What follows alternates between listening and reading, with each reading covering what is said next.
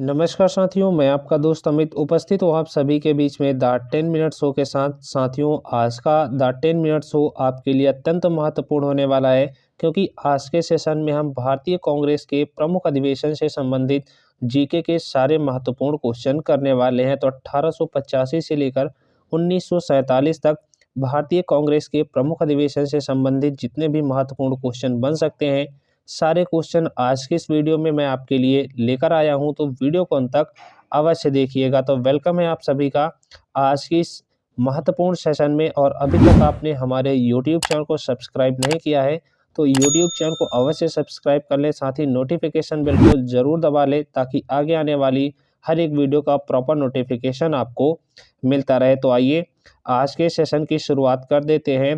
बात करते हैं कांग्रेस के प्रथम अधिवेशन से। तो 1885 में कांग्रेस का पहला अधिवेशन मुंबई में बुलाया जाता है, जिसके अध्यक्ष जो है वो व्योमेश चंद्र बनर्जी चुने जाते हैं। बात करें व्योमेश चंद्र बनर्जी की, तो ये 2 बार कांग्रेस के अध्यक्ष रहते हैं। पहली बार 1885 में कांग्रेस के अध्यक्ष बनाए जाते हैं और उसके बाद 1892 में भी ये कांग्रेस के अध्यक्ष बनाए जाते हैं। बात करें 1885 में हुए कांग्रेस के प्रथम अधिवेशन की, तो इसमें कुल 72 प्रतिनिधियों ने भाग लिया था। और एक इम्पॉर्टेंट पॉइंट यहाँ पर और याद रखिएगा कि दादा भाई नौरोजी के सुझाव पर ही भारतीय राष्ट्रीय कांग्रेस नाम रखा गया था। तो ये था कांग्रेस का प्रथम अधिवेशन। चलिए कांग्रेस के अगले अधिवेशन की बात करते हैं, जो कि 1886 में हुआ। कांग्रेस का जो अगला अधिवेशन है वो 1886 में कलकत्ता में आयोजित किया जाता है, जिसकी अध्यक्षता जो है वो दादा भाई नौरोजी ने की थी। अब दादा भाई नौरोजी से संबंधित कुछ पॉइंट हैं। दादा भाई नौरोजी जो है वो 3 बार कांग्रेस के अध्यक्ष बनाए गए। पहली बार 1886 में बनाए गए, दूसरी बार 1893 में बनाए गए और तीसरी बार 1906 में जो है एक कांग्रेस के अधिवेशन के अध्यक्ष नियुक्त किए गए। चलिए अगली स्लाइड पे चलते हैं। अब बात करते हैं 1887 में हुए कांग्रेस के अधिवेशन की। 1887 में जो कांग्रेस का अधिवेशन हुआ था वो मद्रास, वर्तमान में चेन्नई में आयोजित किया गया था, जिसका अध्यक्ष जो है वो बदरुद्दीन तैयब को नियुक्त किया गया था। अब बदरुद्दीन तैयब से संबंधित एक इम्पॉर्टेंट पॉइंट है, याद रखिएगा। बदरुद्दीन तैयब कांग्रेस के अध्यक्ष बनने वाले प्रथम मुस्लिम अध्यक्ष थे, ये भी ध्यान रखिएगा। चलिए अगली स्लाइड पे चलते हैं। 1888 में हुए कांग्रेस के अधिवेशन की, तो 1888 में जो कांग्रेस का अधिवेशन हुआ था वो इलाहाबाद में आयोजित किया गया था। इसके जो अध्यक्ष थे वो जॉर्ज यूल को बनाया गया था और जॉर्ज यूल कांग्रेस के अध्यक्ष बनने वाले प्रथम अंग्रेज थे, ये भी ध्यान रखिएगा। चलिए अगली स्लाइड पे चलते हैं। अब बात करते हैं 1896 में हुए कांग्रेस के अधिवेशन की। 1896 में जो कांग्रेस का अधिवेशन है वो कलकत्ता में आयोजित किया गया था, जिसके अध्यक्ष जो हैं वो रहीमतुल्लाह सयानी को बनाया गया था। इस अधिवेशन में एक महत्वपूर्ण पॉइंट याद रखिएगा कि इस अधिवेशन में राष्ट्रीय गीत वंदे मातरम का पहली बार गायन किया गया था। चलिए अगली स्लाइड पे चलते हैं। बात करें कांग्रेस के अगले अधिवेशन की, तो कांग्रेस का अगला अधिवेशन 1905 में आयोजित किया जाता है वाराणसी में, जिसका अध्यक्ष जो है वो गोपाल कृष्ण गोखले को बनाया जाता है। और इसी अधिवेशन में स्वदेशी आंदोलन का समर्थन भी किया गया था। चलिए अगली स्लाइड पे चलते हैं। अब बात करते हैं 1906 में हुए कांग्रेस के अधिवेशन की। 1906 में जो कांग्रेस का अधिवेशन हुआ था वो कलकत्ता में आयोजित किया गया था, जिसकी अध्यक्षता जो है वो दादा भाई नौरोजी ने की थी। अब यहाँ से एक पॉइंट याद रखिएगा कि 1906 में हुए कांग्रेस के अधिवेशन में पहली बार स्वराज शब्द का प्रयोग किया गया था। चलिए अगली स्लाइड पे चलते हैं। अब बात करते हैं 1907 में हुए कांग्रेस के अधिवेशन की। तो 1907 में कांग्रेस का जो अधिवेशन है वो सूरत शहर में आयोजित किया गया था, जिसकी अध्यक्षता जो है वो रास बिहारी घोष ने की थी। और इसी कांग्रेस के अधिवेशन में कांग्रेस का विभाजन हुआ था। तो याद रखिएगा कि 1907 में हुए कांग्रेस के अधिवेशन से इसमें कांग्रेस में विभाजन हुआ था, जिसके विभाजन के बाद एक नरम दल और एक गरम दल बने थे। चलिए अगली स्लाइड पे चलते हैं। अब बात करते हैं 1911 में हुए कांग्रेस के अधिवेशन की। तो 1911 में जो कांग्रेस का अधिवेशन हुआ था वो कलकत्ता में आयोजित किया गया था। इसके जो अध्यक्ष बनाए गए थे वो थे विशन नारायण दत्त। अब यहाँ पर एक पॉइंट और याद रखिएगा कि 1911 में हुए कांग्रेस के अधिवेशन में पहली बार जन गण मन का गायन किया गया था। चलिए अगली स्लाइड पे चलते हैं। अब बात करते हैं 1916 में हुए कांग्रेस के अधिवेशन की। 1916 में जो कांग्रेस का अधिवेशन हुआ था वो लखनऊ शहर में आयोजित किया गया था। इसके अध्यक्ष जो हैं वो अंबिका चरण मजमूदार को बनाया गया था। इस 1916 के हुए अधिवेशन में एक इम्पॉर्टेंट पॉइंट है, इसको भी याद रखिएगा कि इस अधिवेशन में कांग्रेस लीग के बीच लखनऊ पैक्ट पृथक निर्वाचन स्वीकार किया गया था और नरम दल और गरम दल जो अलग हो गए थे वो फिर एक में शामिल हो गए थे। चलिए अब बात करते हैं 1917 में हुए कांग्रेस के अधिवेशन की। 1917 में कांग्रेस का जो अधिवेशन है वो कलकत्ता में आयोजित किया गया था, जिसकी अध्यक्ष जो है वो एनी बेसेंट को बनाया गया था और एनी बेसेंट कांग्रेस की प्रथम महिला अध्यक्ष नियुक्त हुई थी, ये भी ध्यान रखिएगा। अब यहाँ पर कुछ इंपॉर्टेंट पॉइंट है, इसको याद रखिएगा कि कांग्रेस का जो अधिवेशन हुआ था उसमें 3 महिला जो है अध्यक्ष चुनी गई थी। पहली महिला अध्यक्ष थी एनी बेसेंट जो कि 1917 में कांग्रेस अधिवेशन की अध्यक्षता इन्होंने की थी। दूसरी महिला थी सरोजिनी नायडू जो कि 1925 में इन्होंने कांग्रेस के अधिवेशन की अध्यक्षता की थी, ये प्रथम भारतीय महिला थी। और उसके बाद 1933 में कांग्रेस का जो अधिवेशन हुआ था उसमें नलिनी सेनगुप्ता जो है उन्होंने कांग्रेस की अध्यक्षता की थी। ये तीनों पॉइंट याद रखिएगा। चलिए अगली स्लाइड पे चलते हैं।